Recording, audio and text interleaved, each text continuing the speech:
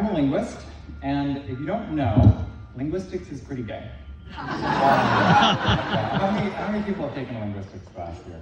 Yeah, that's not surprising in the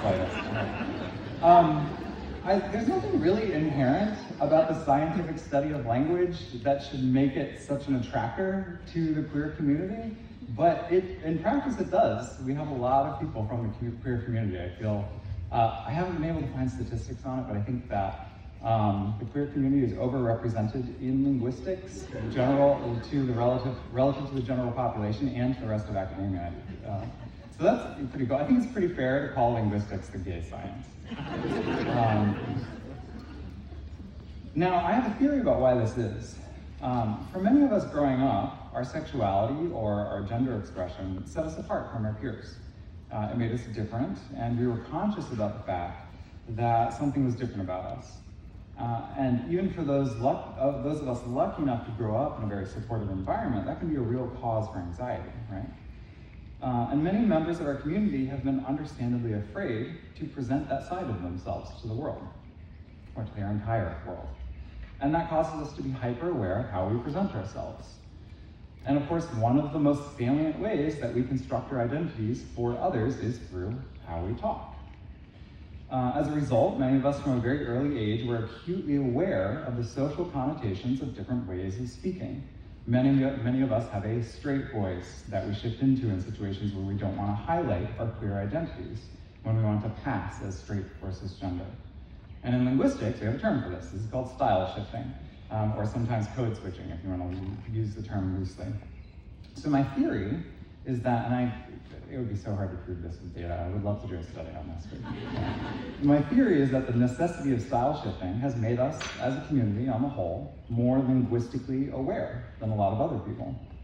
So it's no surprise that so many of us would wind up in the field of linguistics because we're aware of these language dynamics from a very early age. Is this relating to anyone? Is this, yeah? Okay, that's some nonsense, good. So now, generally speaking, when new linguistic trends, they tend to start among young females, and then they propagate out to other demographics from there. Young women are at the leading edge of linguistic innovation. But one of the other groups that's right there with them often is the queer community, and a lot of times gay men in particular.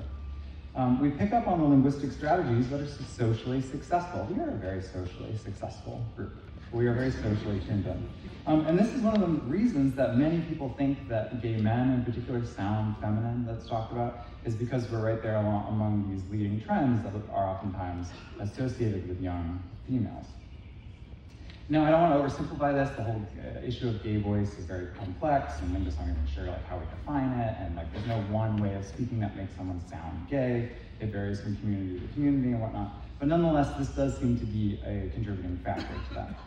So anyway, this is hardly a new phenomenon, though. This has been happening for centuries. So as far back as the 1850s, we have documentation of a secret gay language used by the subculture in the United Kingdom called Polari. Have any of you heard of Polari? Yeah. Polari has roots stretching back to the language of traveling shows and menageries, which I think is very fun. It contains a mixture of words from Italian, lingua franca, Romani, Yiddish, rhyming slang, sailors slang, and thieves' cant. So basically the range of subcultures and kind of alt cultures came together to form this language called Polari. It's largely because of Polari that gay men in particular inherit, and I think most of the queer community have inherited the tradition of inverting grammatical genders, referring to males as she, for example. And they do that both as a form of endearment, but also to protect the identities of the people being discussed. Some words that come from Polari, this is my favorite part, okay, include to judge. We got all judged up this morning to get ready, like our best, so that comes from Polari. Trade, rough trade, as in like a rough looking sex player. Yeah, I thought that would said something there, yeah. Naff, I don't know if people are familiar with that one, but naff means like bad, drab, dull, tacky, vile, hetero. That's the definition, that's good. Camp, like camp, or to be campy, to be effeminate or sort of exaggerated, right? Butch, right? Fruit, to refer to a gay man, that's another one.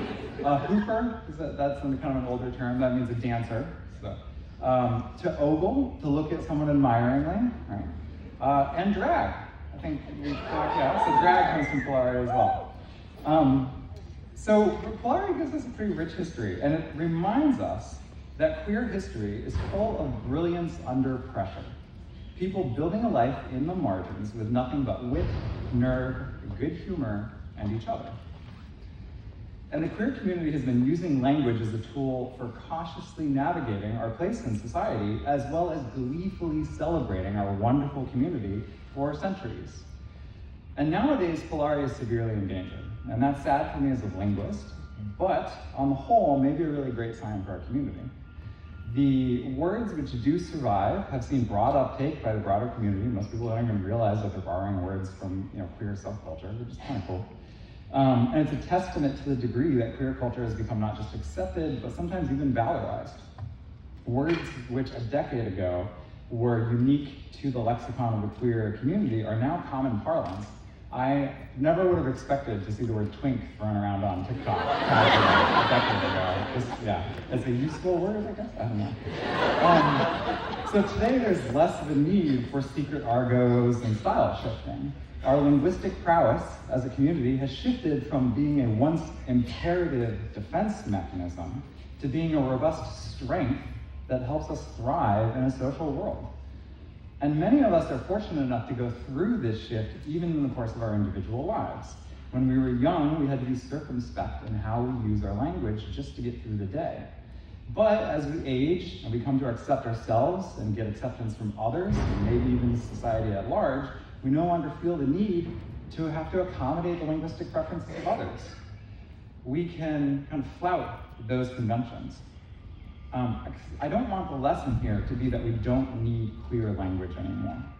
In fact, even though we're still tuned in to everything our language says about us socially, sometimes we choose to flout those linguistic norms and celebrate what makes us different through our language. We do a joyous celebration of our differences. And our very ability to flout those norms is precisely what demonstrates how well we've mastered them, which I think is pretty cool. So instead, my hope for you is that you continue to use queer language in the way it's always been used, for recognition, community, safety, and joy. As you go forward from here, keep using language in a way that invites others to exist out loud with you. Thank you very much. And congratulations.